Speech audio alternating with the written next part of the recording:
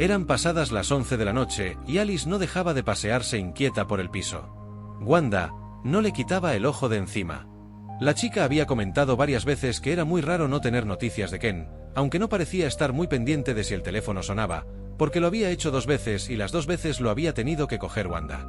Aquello era extraño por sí solo. ¿Qué tipo de noticias de Ken esperaba recibir Alice, si no eran telefónicas? Le había preguntado si esperaba una visita de su amigo y Alice, un poco distraída, había contestado que no. Al caer la noche, Alice se había empeñado en salir a buscarlo. Wanda la había acompañado la noche anterior porque no le había quedado más remedio. Alice había salido corriendo al ver en las noticias que el padre de un chico de su clase había sido asesinado. Pero precisamente por noticias como esa no estaba dispuesta a permitir que Alice saliera de noche. Primero, por la natural preocupación por alguien a quien quería más que a su vida. Y segundo, porque no estaba dispuesta a cometer ningún error que pudiera ocasionar que le quitaran su custodia. Wanda había llegado a sentir que tener una hija adolescente de improviso era lo mejor que le había pasado jamás, aunque se hubiera producido en tan terribles circunstancias. A veces las desgracias acababan superándose y traían nuevas alegrías y no iba a permitir más desgracias en la vida de Alice, ya había tenido más que suficiente para toda una vida. Y si para mantenerla a salvo debía comportarse como una señorita Rottenmeier, lo haría sin dudar. Por eso sus niveles de preocupación se dispararon al máximo cuando Alice empezó a hacer cosas raras. Toda la noche había dado un poco la impresión de estar en Babia, pero, en un momento determinado, la vista se le nubló como si sus ojos vieran más allá, fijos en cosas que no se hallaban presentes. Después se encaminó hacia su habitación, como sonámbula, y Wanda la siguió, pensando que se quería tirar por la ventana, como la chica le había asegurado que había hecho kiwi para escaparse. Alice no se acercó a la ventana sino a un baúl donde guardaba sus muñecas, con las que hacía años que ya no jugaba. «Alice, ¿te encuentras bien?». La chica no contestó. Abrió el baúl y cogió una prima barata y morena de la Barbie y después permaneció quieta un par de minutos, como si no supiera qué hacer con ella. Wanda se limitó a observarla cada vez más nerviosa. Le daba la impresión de que en cualquier momento iba a suceder algo extraordinario y que dijera lo que dijera o hiciese lo que hiciese no evitaría que aquello, lo que fuera que fuese a ocurrir, ocurriese. Y entonces sucedió. Alice extendió la mano, colocó la muñeca acostada boca arriba y la dejó en el aire. Y la muñeca se quedó ahí, flotando sin nada que la sostuviera. Segundos después, la muñeca empezó a flotar muy despacio hacia la puerta, donde se encontraba una Wanda que no daba crédito a lo que veían sus ojos. La muñeca flotaba lentamente en un mar invisible, como en una versión demente de un rito funerario hawaiano, y Alice la seguía dando minúsculos pasos y con la mirada extraviada. En los 15 minutos que duró la peregrinación desde la habitación de Alice hasta el balcón, Wanda tuvo tiempo de formularse casi 40 teorías y rechazarlas todas. Se negaba a considerar que su sobrina fuera la protagonista de una novela de terror de Stephen King, aunque tenía toda la pinta. Sabía que tenía un nombre, telequinesis, y que era la niña bonita de la parapsicología y otras pseudociencias por el estilo, pero no se sentía capaz de empezar a creer en todas esas cosas por las buenas. Ella ya tenía bastantes traumas que superar sin tener que añadir lo paranormal a su vida. En el balcón, la cosa no mejoró. La muñeca levitó hasta quedar tumbada en el suelo, junto a una maceta rectangular de 18 litros. Alice se puso a escarbar en la maceta destrozando los geranios azules que Wanda había conseguido tras añadirles durante meses sales ferrosas con el resto de sustratos.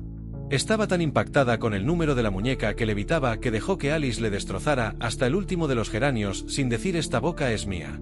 Cuando la Alice de mirada extraviada consideró que había escarbado suficiente en la tierra, miró a la muñeca y ésta levitó de nuevo hasta colocarse en el agujero que habían cavado para ella. Alice rebuscó en las otras macetas y encontró una piedra pequeña y redonda que parecía satisfactoria para sus propósitos, fueran los que fuesen. Colocó la piedra sobre el vientre de la prima barata de la Barbie y se apartó.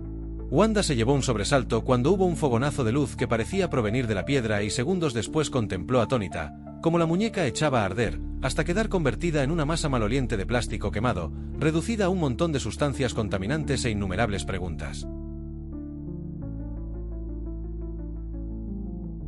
Ken se presentó media hora más tarde, unos minutos después de la medianoche. Lo sorprendió la mirada de rencor que le dedicó Wanda al abrirle la puerta. «Siento venir tan tarde.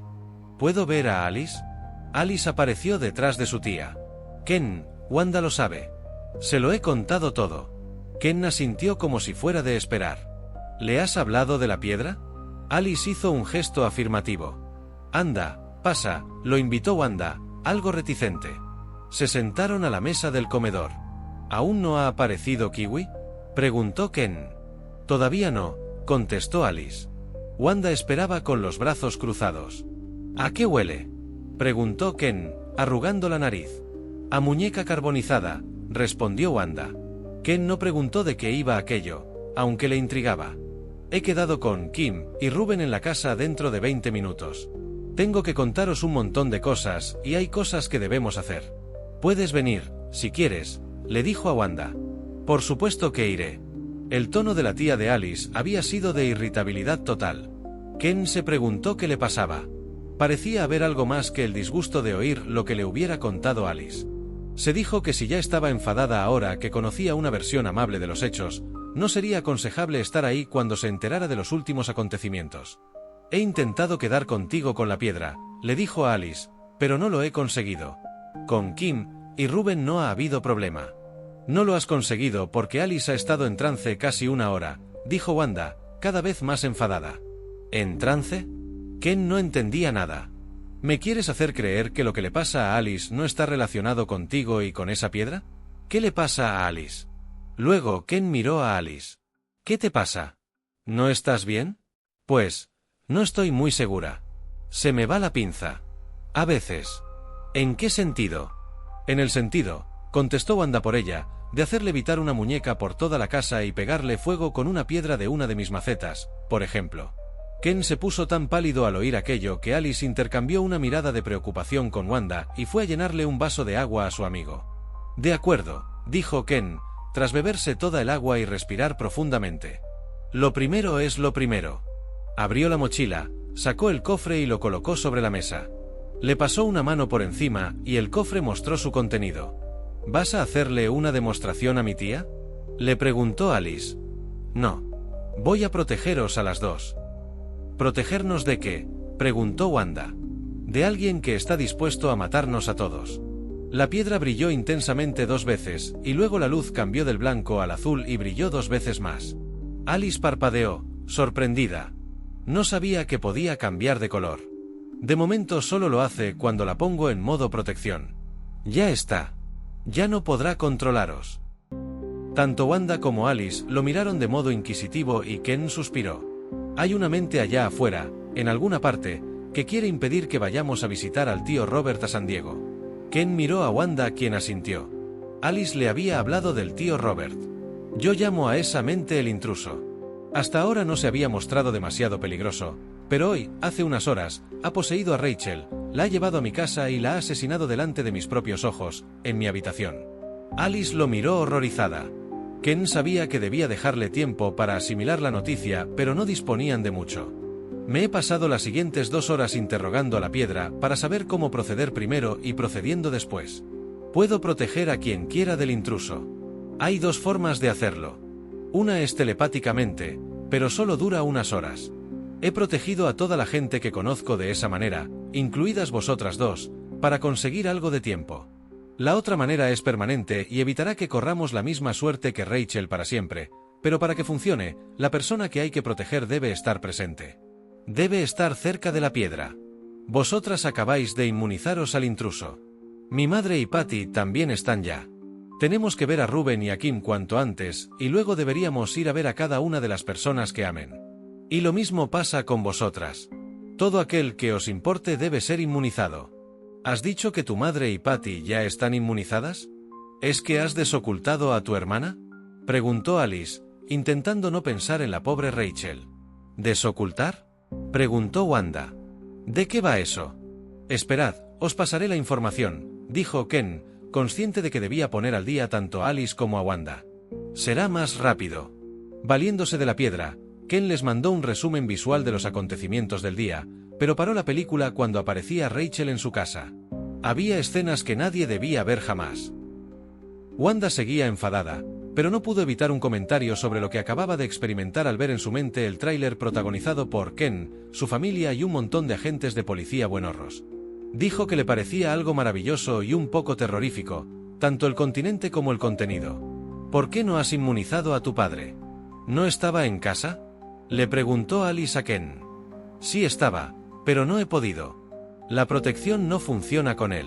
Puedo leerle la mente a un nivel superficial, pero no acceder a un nivel más profundo ni hacer los cambios pertinentes. Es un misterio. ¿Cambios?, preguntó Wanda, sentándose junto a Ken. ¿Nos haces cambios en el cerebro para protegernos? Ken asintió, pensando que Wanda se enfadaría y le arrancaría la cabeza. Pero en lugar de enfadarse, Wanda comentó: no estaría mal librarme de algunas fobias y manías. 10 minutos después, al salir del ascensor en la planta baja para dirigirse a la casa, se tropezaron con Rubén. ¿Qué haces aquí?, preguntaron Alice y Ken a la vez. Rubén saludó a Wanda. Parecía muy agitado. «Puedes hablar», dijo Ken. «Wanda lo sabe. Tenemos que ir al hospital». «¿Qué ha pasado?». Rubén los miró con el rostro desencajado. «Un oso. Un oso ha atacado a mi hermana». Ken y Rubén se reunieron con Alice y Wanda, que esperaban junto a una máquina expendedora de chocolatinas de la tercera planta del Hospital Central de Bruceville. Era cerca de la 1:30 de la madrugada, y no había casi movimiento en los pasillos. «Hemos tenido que disimular, pero Kim ya está protegida», dijo Ken. «Estaba toda mi familia en la habitación», explicó Rubén. «No hay manera de desalojarlos. Pero mejor, Ken ha podido protegerlos a todos. De todas formas, puedo borrar recuerdos si alguien descubre algo que no debe, pero es mejor no perder tiempo en cosas así». «¿Cómo está?», preguntó Alice. «Sobrevivirá. Ahora mismo está inconsciente, pero la mantienen así los propios médicos. Tiene las piernas rotas y contusiones por todo el cuerpo, pero dicen que no recibió golpes en la cabeza. Creen que se pondrá bien», fue la respuesta de Rubén. «Qué raro», comentó Alice. «No tuvo reparos en matar a Rachel, pero ha ido con más cuidado con Kim. A no ser que el ataque del oso sea fortuito», dijo Rubén. «No hay nada fortuito en esto», opinó Ken. «Desde el principio ha atacado a Kim. La quiere fuera de esto». «¿Por qué?», preguntó Alice. «Creo que porque puede conducir. Íbamos a ir a San Diego gracias a ella». «Menos mal que yo no sé conducir», dijo Wanda. Los otros tres la miraron con mala cara. Habían tenido que coger un taxi para ir al hospital. «No me miréis así. Nunca me ha hecho falta un coche». «¿Habéis encontrado un sitio donde podamos hablar?», preguntó Ken. Contestó Alice. «Al final del pasillo hay una habitación vacía. Podemos ponernos alrededor de la cama, echar la cortina y esperar que no aparezca nadie». Así lo hicieron, aunque antes tuvieron que esperar a Wanda, que quería sacar una barrita de muesli y chocolate de la máquina. Ya en la habitación, Ken dejó el cofre abierto sobre la cama y les contó de forma telepática, esta vez sin imágenes, lo que había pasado con Rachel. La piedra, siempre a través de respuestas escuetas que parecían instrucciones pregrabadas, le había aconsejado incinerar el cuerpo de la chica. Había hecho un nuevo cambio la configuración mental de Ken para permitirle usar la telequinesis y transportar a Rachel más fácilmente hasta la fábrica abandonada, controlando a la vez a cualquiera que pudiera encontrarse en los alrededores para que no se cruzara en su camino. Mientras les explicaba esto, Alice y Wanda intercambiaron una mirada de consternación. Después había preparado una oquedad para el cuerpo, había situado allí a la pobre Rachel, colocado la piedra sobre su vientre y se había alejado mientras la piedra la convertía en cenizas en 2 horribles minutos. Wanda les explicó la experiencia de Alice con la muñeca. «Parece que te he conectado conmigo sin saberlo, de alguna manera», dijo Ken, dirigiéndose a Alice a través del nexo telepático y poniéndose algo colorado. «Bien. Hay que votar». «¿Votar?», preguntaron los otros. «El intruso nos ha amenazado de muerte y se ha cargado a Rachel. Si abandonamos este asunto, quizá nos deje en paz. Tenemos que votar si seguimos con esto o lo dejamos aquí y ahora». «Yo voto por ir a San Diego», dijo Rubén. «No tenemos ninguna garantía de que vayamos a estar a salvo por dejarlo ahora. Creo que mientras tengamos la piedra somos un peligro para él y no podemos deshacernos de ella porque es lo único que ahora mismo nos protege de su furia». «Estoy de acuerdo», dijo Alice. «Me parece que nuestra única opción es huir hacia adelante. Tenemos que llegar hasta el intruso y neutralizarlo. Solo así estaremos a salvo». «Bien. Yo pienso igual», dijo Ken. Los tres miraron a Wanda. «Yo no pienso separarme de Alice, así que tendré que ir con vosotros». Alice miró a Ken de forma extraña, y Wanda interrumpió el flujo de pensamientos privados. «Si le estás pidiendo a Ken que me borre la memoria para dejarme fuera de esto, ya puedes ir olvidándolo. Voy con vosotros». «Vale», dijo Ken. «Tenemos el coche de Kim». Hay que encontrar a alguien que sepa conducir. Podemos salir esta misma noche. De camino, mañana paramos en un banco y saco dinero para cubrir el viaje, dijo Wanda. Habrá que parar en moteles a descansar y habrá que comer. El dinero no será problema, confirmó Alice. Nos queda todavía bastante del seguro de mis padres. De acuerdo, dijo Ken. Lo mejor será hacer todo juntos a partir de ahora. Creo que puedo neutralizar los ataques de animales o personas con la piedra, pero debemos llevar el cofre siempre abierto y estar atentos. Ahora necesito un poco de silencio. Voy a crear una sombra de Rachel. ¿Una sombra?, preguntó Alice.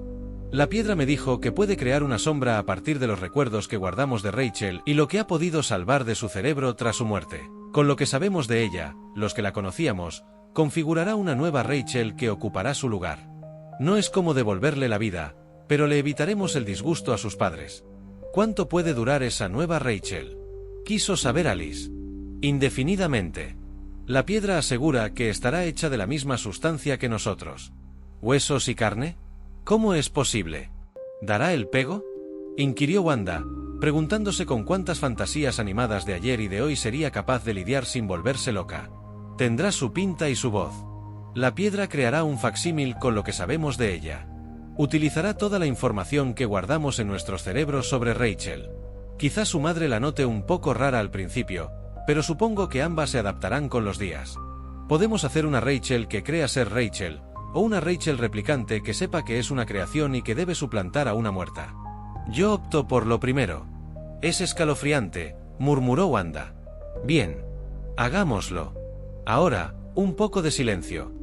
Ken cogió el cofre para dejar libre la cama y se metió en los recuerdos de Ruben y Alice para completar la imagen de Rachel, uniendo sus propios recuerdos a los de ellos.